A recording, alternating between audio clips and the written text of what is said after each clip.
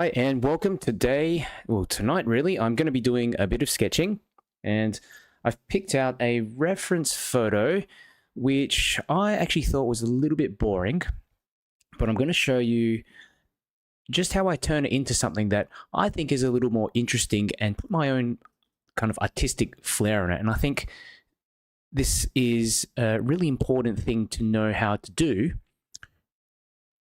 especially if you're painting from a reference photo. You're never going to find a photo that is pretty much perfect. I always have to change something up here or there. So I'm going to be showing you how to do that and giving you some of my tips, processes along the way. So if you're here tonight, and it's probably morning for a lot of you, or it might be a little bit of an odd time, just say hi in the chat. And basically how I run these, I just go through paint, and if there's any questions along the way, I'll answer them as they come up. So we've got Lynn in the chat. How you doing, Lynn? And I think that's about it at the moment. So just haven't planned this stream at all. So if you're around and you have your paints and everything like that, give this a try. This is really just a sketch. I've not attempted this particular scene before, but as you soon see, it's not too difficult to come up with a little painting from this. Okay, and one thing I've noticed about the painting is that it is a little bit, it's a little bit dull. The colors aren't very saturated. The photograph is filled with lots of little shadows and things though, which I like, so we can work with that. And we've got some figures, we've got some buildings, we've got some trees, we've got some cars. So lots of little bits and pieces that we can certainly practice on and have some fun with. How you doing, Margaret? Good to see you. Margaret says, just found you as I was closing out for the night. We'll catch up from this one later. Yeah, look, I'm going to try to make this one pretty quick as well. It is getting close to my bedtime too, and I've been telling myself I need to sleep earlier. But yeah, I'll catch you probably tomorrow then, Margaret. But yeah, just leave a message if you are watching along later and you end up needing some help. So without further ado, I'm going to get started. And let's go ahead. I'm going to put in the horizon line, or basically the area where the sky meets the earth. Okay, and it's not, it's not in the center of the scene, but it's getting close to the center of the scene. Okay, so we've got about this much. So kind of, if you point out, find the middle part of the scene and just give it about an inch or so down. That's where I've drawn that line. This is so important to do because this essentially marks the position where all the buildings are going to start to crop up. We're going to put in cars, things like that. Very simple. And let's firstly just get in this row of buildings. You can see this. There's a couple of buildings there in the back. I can simplify them down like this, but essentially we've got, a building here to the left. Okay. That. Let's have a look. Another one here. And always look at these as like boxes of some sort, okay? Don't worry too much about getting in the exact little shapes in between them. Just look at them as basically boxes or squares. I've got another one over here as well. Okay, and it's kind of a bit sort of sticking out of the roof here. That. Okay. Let's have a look at this.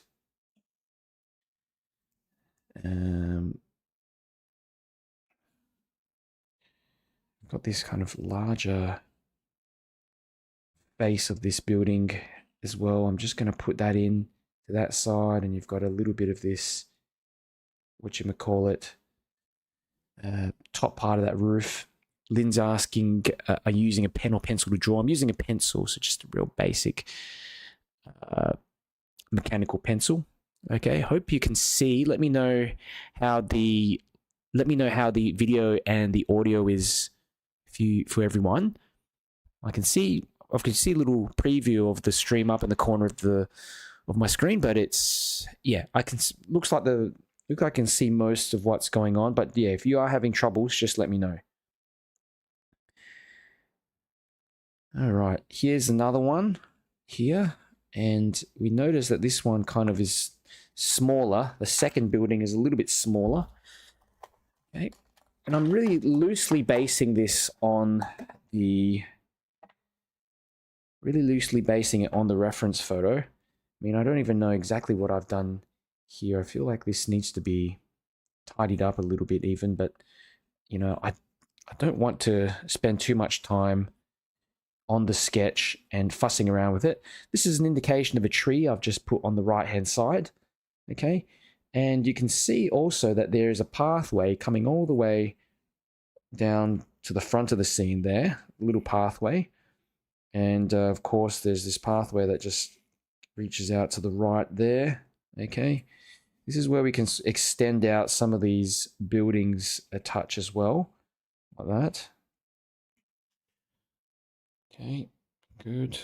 So that's the path. Yep, that's the path. Basically, we've got some people. So we've got 3 figures. I'm just going to put in the body of one of the figures there. There's 3 figures just kind of walking off in the distance. And the interesting thing about these 3 figures is that they're kind of catching a bit of light, okay, which I like. It's a little bit of light coming in from that right hand side of the scene. You know, you can see on the ground as well, there's all these shadows being cast, and this is basically from the buildings on the right hand side. Okay, so I'm going to try to make one shadow pretty big down the bottom as well. I think just a larger one down the bottom would be interesting. Now on the right hand side, this is where things get a little bit tricky, but we've got cars. Okay, I'm just going to put in the left side of the sidewalk, but a lot of this is just trees. Look at this. It's just, you know, I don't even need to really draw this in, but just the tree line. We've even got some mountains in the back. Look at that. I've almost forgotten about those, but there is some mountains off in the distance. We can probably get those in as well. Okay, but the biggest shapes we have here are probably these cars. So there's a car here. Let's just get in the back, and again, it's just like a rectangular shape, as you can see here, and I've got a wheel there and a wheel there. Underneath, it's pretty dark. A bit of the side part of that car, like that. There's a car. There's some motorbikes here as well. Look at that. I don't usually draw motorbikes very often, but we can just imply something going on here. Okay, it's like an exhaust pipe or something like that there. I think the wheels should do the trick later on. I like how there's these trees here, and I'm going to put in some of the details of these trees. So like the trunks. Okay, that's about all I think I'll do, just the trunks. And you see the trunks get smaller as we go into the background as well. So I just got to imply that. Okay, but we've still got this car, you know, we've got other cars in front as well. Okay, other cars in front that we can just, again, imply through these same kind of boxy looking shapes. They just overlap with each other. Really just down the back. Okay, until they just become small as we move down further. I mean, we can even put in a car in the middle of the road here as well, just in the distance. There's not really much going on in the foreground, and this is where I want to actually perhaps add in someone or a person, maybe just walking in the foreground, just to change things up a bit. We can put a head of a person here, and maybe just have this person walking. I'll move the body over to that side a bit. Okay. And here's a little tip. When you're drawing figures, just move the head over in the direction that you want them to look like they're walking. And so I've slanted the head over to the right, so it kind of looks like this person's walking towards the right. Okay? I just wanted to put this figure in the center, but also maybe put another one here as well, just to keep things looking a bit busier. So we've got someone walking across the scene, these two people kind of interacting with each other. You know, there's going to be shadows running to the left as well. This is going to be quite interesting, you know. So, you know, one thing I noticed with the reference photo is that there's just not enough, there's just not enough stuff in the foreground and so these figures I think will help to lead the eye through the scene. A dark shadow in the front will do that as well. Okay, Lynn, that's good. Video and audio is good. If you're watching along in the chats, if you're on Facebook or if you're on YouTube, do say hi. Let me know whereabouts you're watching from tonight, or maybe it might be the morning for you. So today, we're basically, if you're new here, basically what we're doing is that we're doing a quick drawing of this street scene. I'm going to show you how to create a simplified version of this scene, but also make it different and more exciting than the reference photo. And I think, look, I think that's something that's really tricky when you're going through and painting a particular scene. You know, you always find that reference photos, they're just not quite, they're just not quite up to your standards at times. You know, there's always something that you can pick at. You know, the shadows aren't right, the colors aren't right, the people aren't in the right place, that kind of thing. So shift them around. Don't worry about copying that reference photo at all. Just make sure you get in the essence of what's going on. Okay, I've changed around those buildings because it really doesn't matter. Okay, I'm not even sure where this is actually. So, guys, that's all you really need for the drawing. We've got Glyn Marlowe from the UK. Welcome, Glyn. And we've also got Foolish One as well. And good to see you again. Hope you're painting along today. We've also got Fabiola. Albert, good morning, Fabiola. It's going to be almost morning here in Melbourne. It's 12, getting close to 12 a.m. So I want to get through this one pretty quickly. I reckon we can do it. I reckon we can do this in 30, 40 minutes. Okay. So let's go ahead and get started. And if you're enjoying the video as well, make sure you click the like button because that helps me to get the video out to more people. Now, one thing I've forgotten is I can get some water. So I'll be back.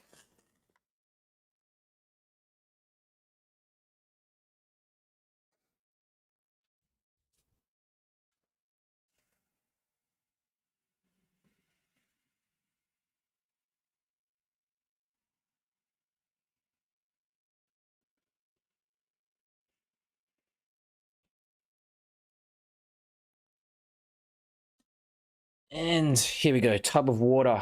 The most important thing. I'm not going to be able to paint without this.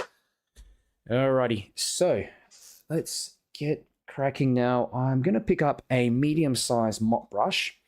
And the first thing I want to do is just work on these buildings, okay? I want to get in some light on the buildings. And you'll notice in the actual reference photo, it's kind of like a sandy yellow color. I want to add in a little bit of golden color. So I've got some quinacridone gold. All right. I'm dropping that in with some of my yellow ochre. All right. It's just so that I've got some more, I don't know, more vibrancy. I want to play around with a bit more vibrancy. Okay. But mostly a lot of it, I'm just using yellow ochre. And I'm painting a lot of these sort of yellowy areas first. These sort of yellow areas first, because I find that because we've got blues and we've got greens, it can be very easy to suddenly accidentally mix in blue or some other color later on. So, and then it just all turns green. So I'll always try to get this stuff in first. Okay. All right. I'm cutting around the figures a little bit and moving down through the page. And let's have a look. What else can we do? The trees actually are green, but if you put in a little bit of this yellow in there, it doesn't matter, because if we mix in some blue afterwards, it's going to turn to green anyway. Okay. And it might just create this golden kind of like halo effect around the edges of the leaves, which is something I want to emphasize more, because again, with that reference photo, I think it's just lacking a little bit of life, bit of vibrancy. I want to bring that back into the scene and just create my own out of this. Okay, create something a bit different. Now, there are buildings behind these trees. So I've just gone over the back with a bit of color. Okay. Now, while this is all doing its thing, I'm going to actually put in some color for the sky. And I will mix up some cerulean blue. Cerulean blue is a great sky color you've got.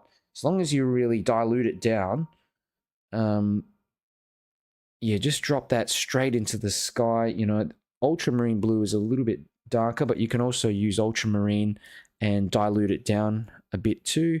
And what I'm doing here is I'm just allowing the colors, okay, I'm allowing the colors to mix together. Okay, so you can see here to the left, okay, this is going to mix a little bit of kind of greenish color when it touches onto the yellows to the left. And that's fine because we've got trees there. So we need some green for the leaves anyway. But here on the right hand side, yeah, you're going to get a little bit of mixing, but I'm trying not to go into the buildings, just to leave the yellow, preserve the yellow where possible. Okay, but where it touches on the left hand side and here and there, you're going to get some nice softer greens coming through. Just let it do its thing.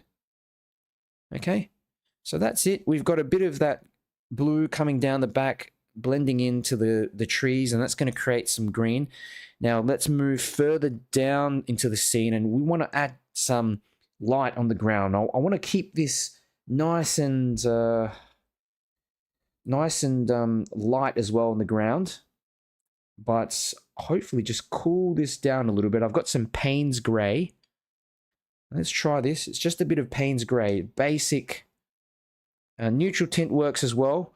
Payne's Gray is kind of like a, how should I put it? It's like a cool gray color. Okay, it's so much water in here. And remember, with this particular step in this process, you're only trying to put in the light colors. Okay, that's all we're putting in, just the light colors. We don't want to put in any darks because that will be for the second layer. Okay, let's move this down. Okay, so it's a very, very basic gray color. As I get to the base, what I'm going to do is mix in perhaps a tiny bit of blue and red just to make it a little purpley. Okay, just to make it a little purpley or darker down the base. We can mix some of that up as well. Okay, notice I've just been using one brush the entire time. If you've got a large mop brush, you'll be surprised at how much you can accomplish with just that one brush. You can paint almost anything with it. You can paint this whole scene with just one brush, even if I wanted to, but I always think it's good to use one large brush and maybe one smaller brush if you can. Okay, so here we have it. We've got some of this grayish color here in the bottom, and you know, I tried to feather in a little bit of this darker blue and colors down the base. Another thing you might want to consider is thinking, do you want to add in some clouds or some, you know, some extra shapes up the top? So I can mix perhaps a bit of this neutral tint, bit of purple, okay, dry that off. And you can do this as well while the painting is still wet. While the sky is still wet, you've got a lot of opportunity to just muck around with the sky and, you know, make it look a little bit more interesting. You don't have to put these clouds in, but because it's wet, top of the page is wet, I just thought, why not give it a try? Okay, because again, I'm just trying to make it look a bit different from the reference. And here as well, I've forgotten about this, but there are some distant mountains, which I'm just going to get in with a cooler blue color back there. Yeah, just to simplify this down. I don't know if it's even really going to show through in the final scene, but you know, something like that. I just want to make that blue silhouette kind of thing of that the distant mountains back there. Okay, this is all just gonna melt into the scene anyway, so it's not going to make a big difference. But okay, good. So there we have it. We've got the first essential wash. And what you want to do as well is think about the colors of the cars. Do you want to add a bit of color into the cars? You can leave them white. Same with the people, or you can, use whatever you want. You can put a bit of pink or something on this one here, on this figure.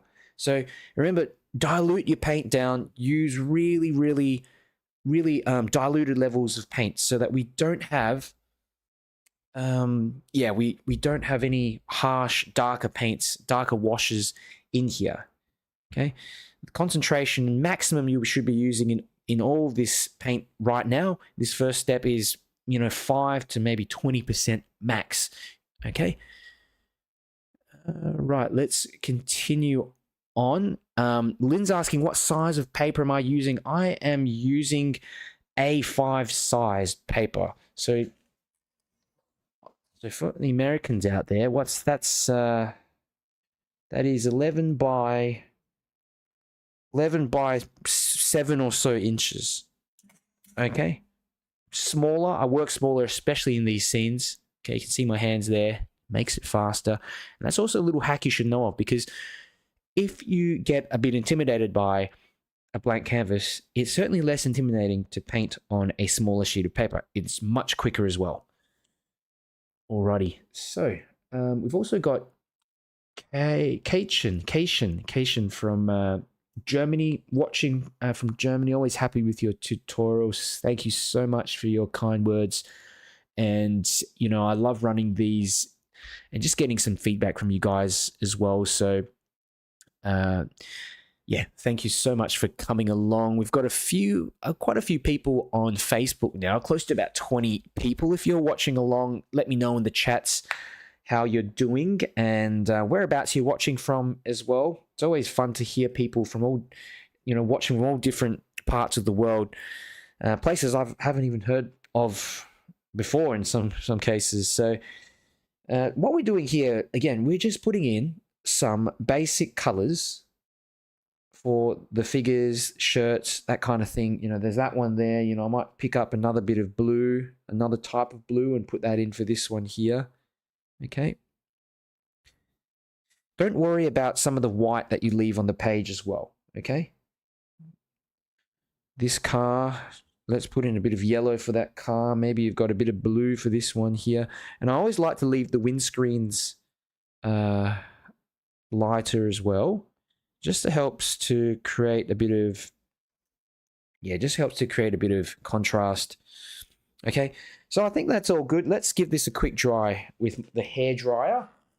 And I use a hair dryer because it just speeds up this whole drying process.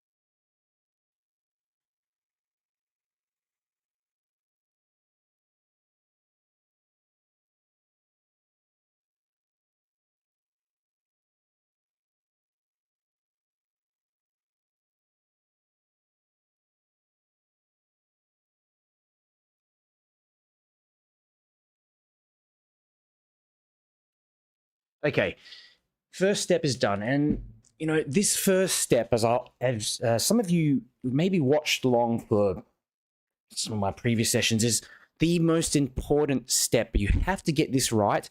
And it is the most simple step if you do it the way that I showed you before, where we're letting the colors combine. It's just applying color. We're not getting in any shapes. We're just applying basic colors. We're looking at where's the light? Where's the warm areas? Where's the cool areas? What color do I want the people, the clothing that they're wearing? That kind of thing. Okay? It should all blend together, look very loose. Unless you look at it at this point, you think, surely this can't turn into anything. But I'll show you that it can. If you have any questions, people, just leave a comment down below in the chats. We've got Susan from South Carolina. Welcome, Susan. And we've also got Nance as well says, I love your sessions. Taught me a few things I didn't know existed. That's awesome to hear, Nance. So always good to hear that people learn something new from my workshops, because I try different reference photos each time.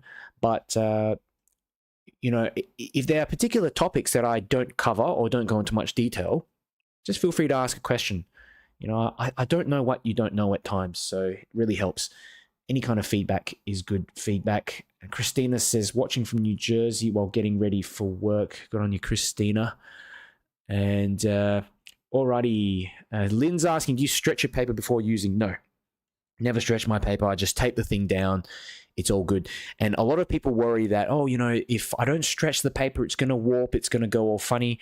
You know, when you finish painting, yeah, it does warp a little bit, but you know what I do? I just put it down. I put a big book over the top of it, and in half a day, it becomes completely flat anyway. I think stretching paper, for me anyway, I find it's just a waste of time. But some people do things differently, and they might find it helpful for particular, I don't know. I just don't do it. I've never found a use for it. So anyway, I'm going to pick up a couple of brushes now. I've got a round brush and a small mop brush. Okay. These are both essential brushes. We're going to paint everything else with it. Morning, Derenda. Good to see you. I've got a mosquito in the room flying around. It's distracting me. As you know, if you see these things flying around, I just have this kind of compulsion to run after it. Just ignore it for now. Let's get started. Now, the light source is coming from the right. So we know that there are, you know, there's basically light coming in from the right-hand side of the scene. So we want to make sure the shadows run to the left. So I'm mixing up a bit of gray here. And the gray I'm using is mixture of yellow, red, and blue. Just your three primaries. Okay, to simplify things. It's a little bit more complicated than that, but those three colors will get you a decent kind of shadow color. Okay, look, it's just a basic gray color. I'm going to simplify this down. You can see this building here in the front of the scene. You've got a lot of this darkness running down the left-hand side of it. Okay, and the proportion of paint I'm using is about, I'd say, 50% water, 50% paint. Okay, 50% water and 50% paint. And what I'm doing here is just picking out some little areas that I can put in some shadows. Remember, the shadows are coming in, they're forming underneath parts of the building, okay, like here. But they're also forming, you know, you can see there's some sort of shadow running across the edge of the building like that. All right. You remember to leave in a little bit of the building, a bit of the shadow on parts of the building as well. Okay, but that's another one. Okay, peeking through, a bit of shadow just peeking through. Okay. What else do we have here? You know, here's another one. You know, some of these buildings, you can see they just have that nice light coming through. This stuff here, it's kind of interesting. I didn't want to detail it too much, but you've got like this sort of fence or gate here. I'm just going to try to simplify that down without too much fussing about. Okay, if I can just paint in all these shadows in one go, this is going to be easier, just to highlight how quick and simple it is. Okay, well, I'm finding ways to essentially combine shadows, okay, combine shapes. So the shadows of the buildings you can see here, and you've got some buildings there in the background as well. I'm just, again,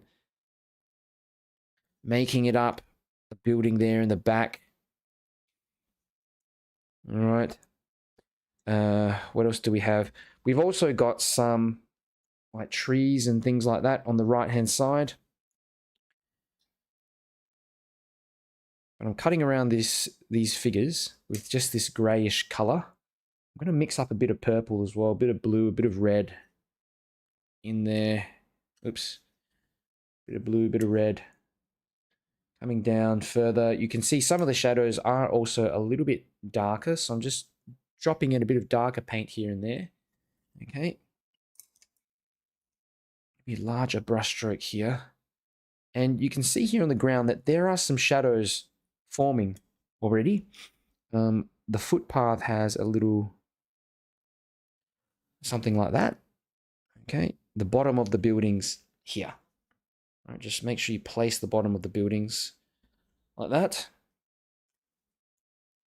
And from here, we can start getting in more shadows. I'm going to use purple, so blue, red for the shadows, maybe a touch of the yellow. Okay, just to get myself in a bit of purplish colored shadow. Okay. And let's just go across the ground. You can see here there's a large shadow that runs across to on the foreground, but I'm extending out this shadow again. Like I said, you can always have a bit of artistic license, change things around a bit. Don't always rely on the reference to dictate how you're gonna paint everything. You can always change it up. Okay, hold the brush at the end as well. This is a little trick I learned to make things look more how should I put it, loose, to give your brush strokes a bit of life. If you hold your brush all the way down the front, you're going to find that it makes everything look quite cramped. So you want to do this kind of thing. Okay, I've got a bit of paint here accidentally. That doesn't matter. I can just, I don't know, blend that in a bit like that. You know, you've got the figures, you've got these legs of the figures here. Let's just put in the legs as well. There's a figure, there's a leg of that figure. You know, there's one person there, another person here. Again, I'm really trying to make this as quick as possible. So normally I would take probably a little bit more time, but as you can see, we can paint it all in one wash. Okay, look at this figure there, the leg there for the one in the front. There in the back, of course, we're going to need a shadow. So let's just simplify that like that. Now we've got a figure walking to the left, a person walking to the right. All right. We've got these motorcycles, and I am, you know, I should know how to paint these better because I ride a motorcycle, but you know, all I want is just a simplistic kind of these little wheel shapes. For what I'm doing at the moment, I don't want to overdo it. Maybe just some circular shapes like that. There we go. Potentially motorcycles, yeah. We use our imagination. But you know, we've got other cars and things off in the distance. This is where, you know, when you start feeling like you're limited by your brush, you know, you can't just detail enough. Switch over to a smaller brush. And you can do this type of stuff here, which is a bit easier. All right. A bit of shadow on the back of that car. There, underneath the car as well, like that. Bit of shadow. These cars just kind of tricky to do. But again, you want to make sure that the light that's reflected on the right-hand side of the car is visible. You know, you've got these trees, and I want to make sure that the trunks of these trees are pretty dark, okay? But in all likelihood, I'm going to have to go through these again afterwards, okay? Just some trees, and they actually create a bit of a negative shape, okay, around the painting. So that you can get in the cars and things like that. Okay, so I will flip over to another brush. Look, I think I've got a fan brush somewhere. Just something that's a bit, you know, laid out. That's got a bit more texture, that can imply a bit of texture. I'm just going to go over the top with a bit of green. This is a color called undersea green. Okay, but as long as you've got yourself a nice, you know, darker green, you can always mix one up as well.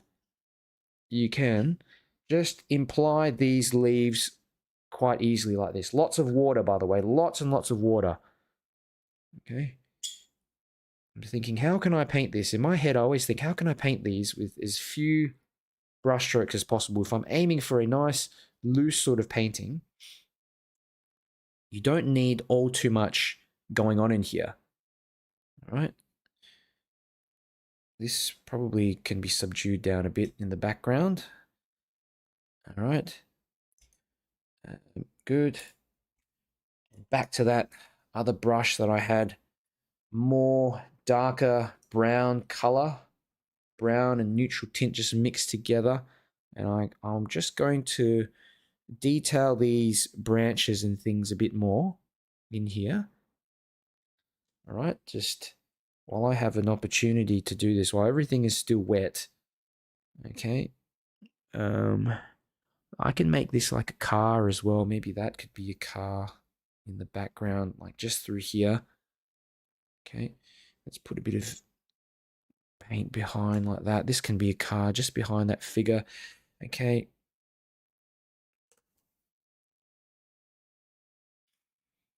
A bit of darker paint like that.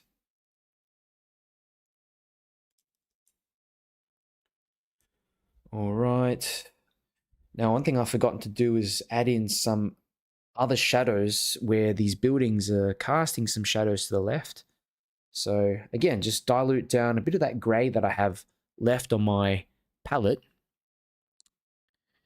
And I'm just dragging over a bunch of these shadows, okay, to the left-hand side of the scene. Okay, oops, I've gone too far into the into the figure, but can you see that? Just a little bit of indication of the shadows of those buildings. You need to imply some of that. Okay, bring back a bit of darkness into some of these areas. I hope this will also increase the contrast on the figures. Put in a bit of darkness around these cars as well. That always helps, again, to bring out the contrast, the edges of the cars by cutting around them. It's a little technique that I've used for a long time. It's just negative painting essentially. All right. Again, look, I'm just trying to imply these cars with as few brush strokes as possible. Okay, so that I can kind of get on with it. I'm going to check the chats and see what's going on. How's everyone doing? Let me know how you're going. Let me have a look. We've got Nance asking, why can't we use Payne's Grey for shadows? You can use Payne's Grey for shadows. That's perfectly fine as well. I just like to use different kind of combinations of my primary. So I'll mix up blue, red, and yellow together, and that makes a more interesting looking grey in my opinion. And you can just vary the concentrations of each color. So I think I use that for these side buildings here. Okay, so that grey looks a little bit different from this grey. It actually looks like a warmer grey, also because there is a warmer color behind. Lynn saying learning lots. That's awesome, Lynn. And we've got Susan also in the chat saying came into this late in the morning. I guess that's what you're saying. Where are you? And your name, you make it look easy.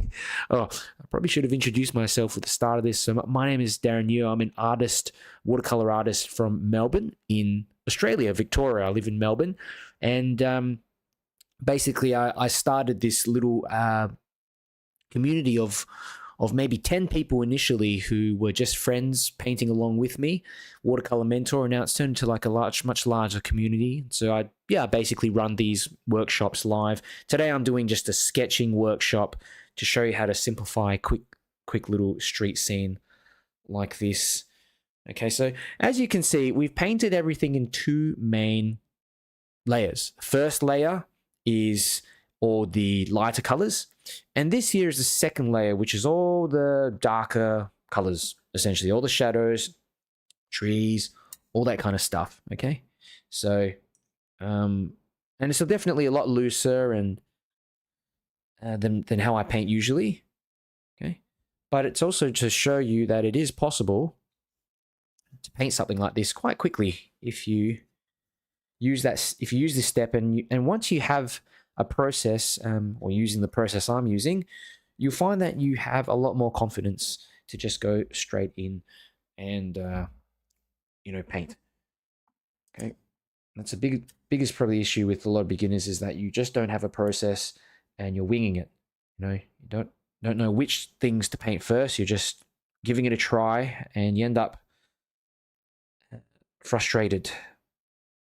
So I will just darken these figures a little bit more around. I'm adding some shadows, uh, maybe add a bit of shadow around that figure there, darken the legs a bit more as well.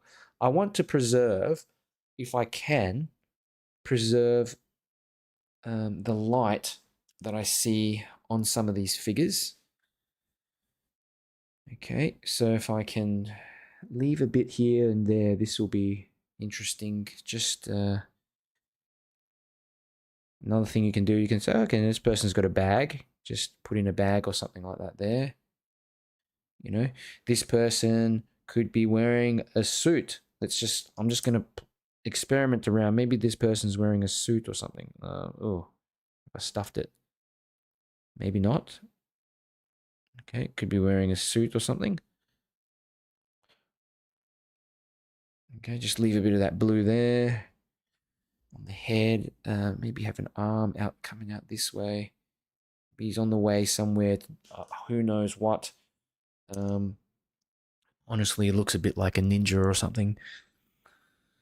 Okay.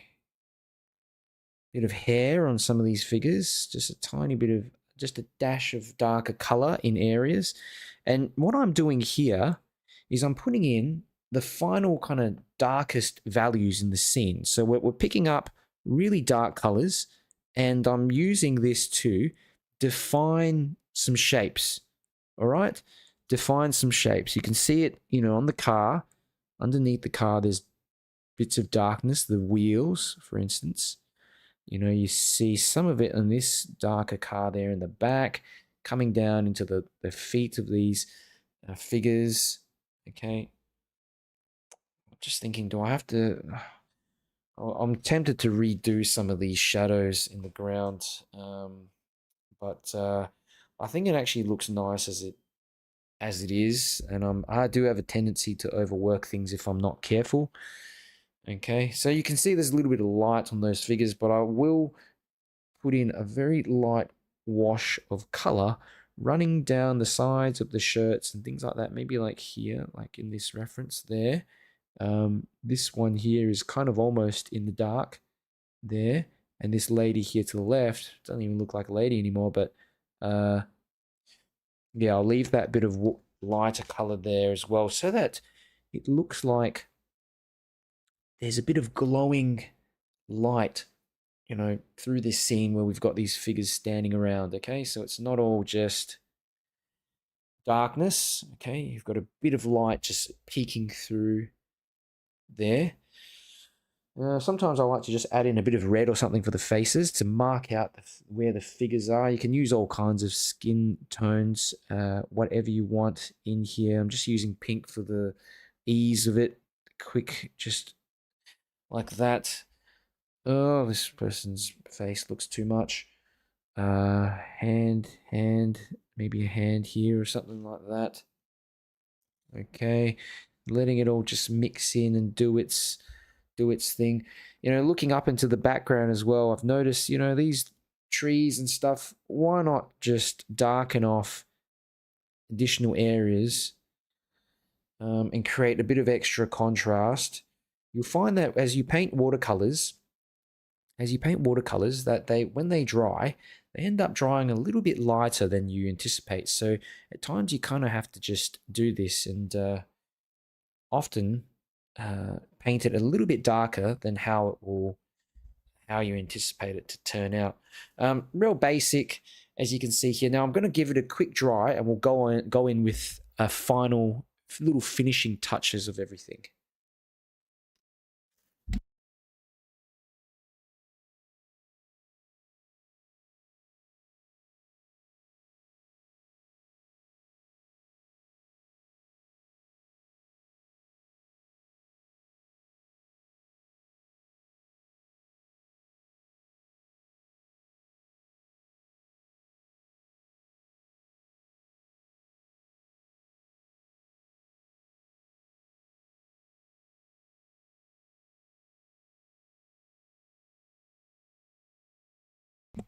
All right, and I will use a bit of neutral tint or any darker color, Payne's Grey. Yeah, it's really Payne's Grey at the moment, and I'm just going to go in and put in a few little marks for the windows and all that, you know, like you can get in like the floors of some of the buildings just with a quick little indication like this. 1, 2, 1, 2. You kind of do it quickly. Don't spend too long in there, otherwise it will look out of place, you know. And this, you know, this kind of building here, there's these kind of little brickwork. You can see the little bits of brickwork. I can just emphasize some of that basic stuff like this. Makes it look like there's detail there, but there's not really. Yeah. There. Oops. A couple of windows there. Windows here. You know, windows here in this background building. Okay. On the ground, I want to put in perhaps some better, there you go, better perspective lines like this. That's too much.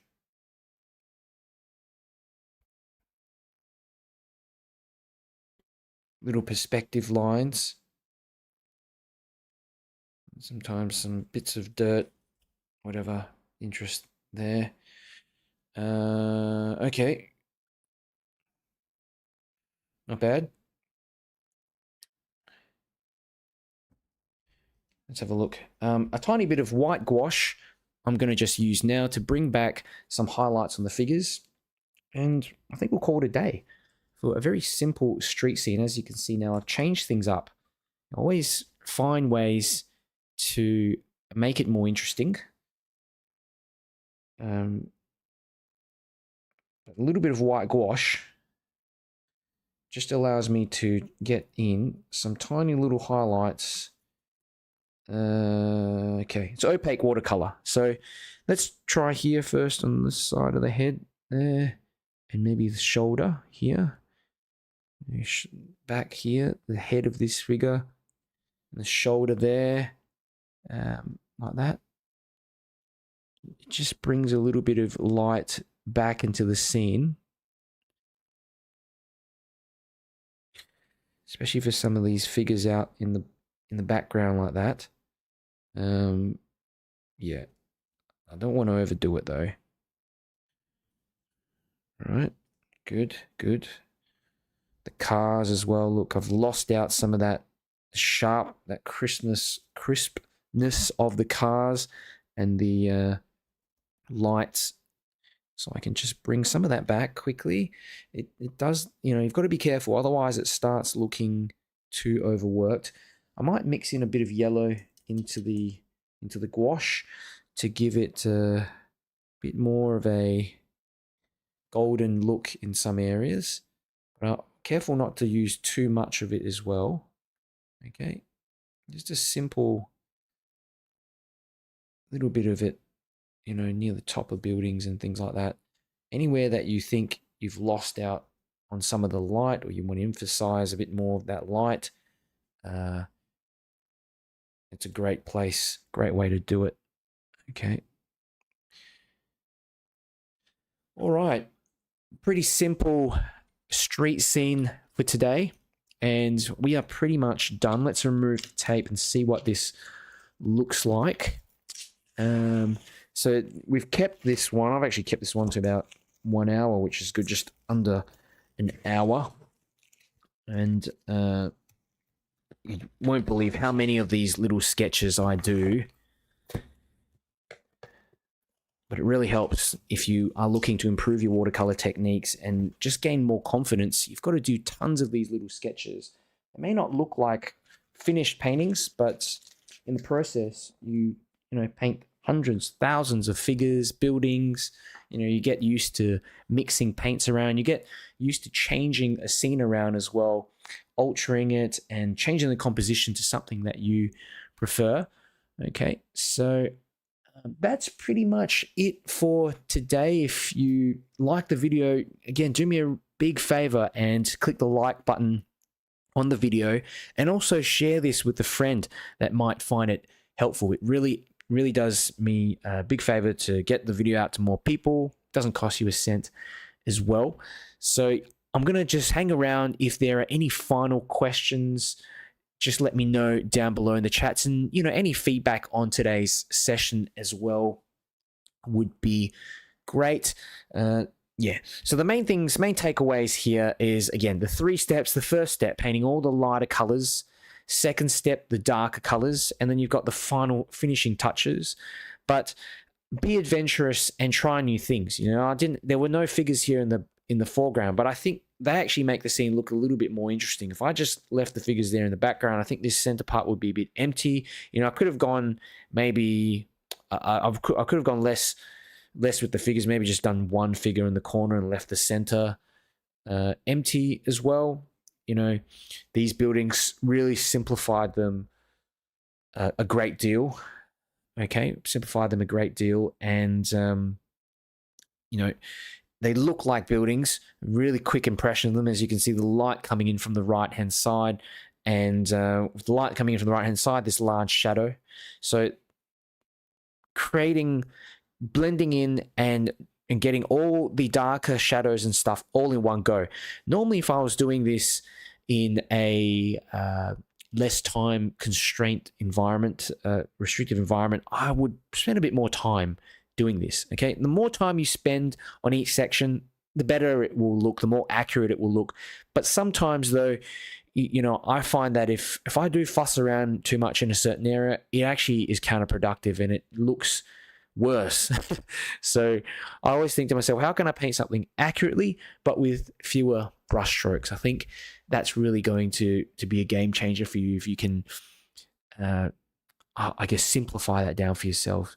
So we've got Christina says the simplified steps are really helpful to hear and see it break down in real time. That's awesome, Christina. And for those of you who want to see more of my painting, you want to look at a bit extra, I do have some premium content out there. You can just check. It's in the there's a pinned comment in the video description, in the video chat, or in the video description on YouTube if you're watching along later. So you can join my Patreon. I've got a bunch of courses on there.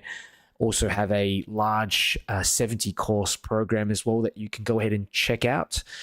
I've got a tier on Patreon at the moment where it's just a support tier. So if you're enjoying these workshops, you're finding them beneficial, it really does help if you decide to sign up for that support tier. I think it's only $2 to $3, but I'm going to make a couple others in there as well. I don't get sponsored by any companies or anything like that. This is all essentially possible because I've got people watching and helping me out. So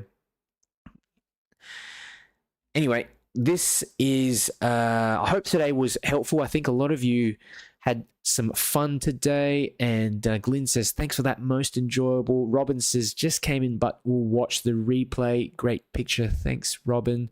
And Lena says love to follow you in your painting, and thank you for your support, Alina. I'm gonna go probably get some sleep soon. There's another comment from Lynn White. She says, do you paint these smaller sketches in preparation for larger paintings? Yes, definitely. Yeah, so I even do smaller sketches in preparations for longer workshops. They help you to plan out what you're going to do and where the light source is if you're going to change something. Because sometimes if you wing it and you just change something, it ruins the whole thing. It ruins the composition, or maybe you might try a new shadow pattern and it just you make a big mistake and you stuff it up. So these smaller ones here, this is where you want to just go in, keep in mind the big picture of what you want to achieve.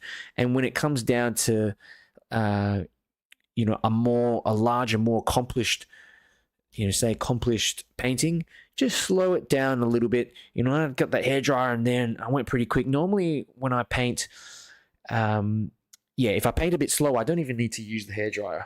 But by the time I've painted in all the lighter colors, put in some of the wet bits, top parts have already started to dry, so I can already start working on that. Alrighty, so that's pretty much it for today. And yeah, remember, if you like the video, yeah, do me a favor, click the like button, share it with your mates, your friends, even on a Facebook group, Watercolor Facebook group. Really appreciate it. And I will see you all in the next one.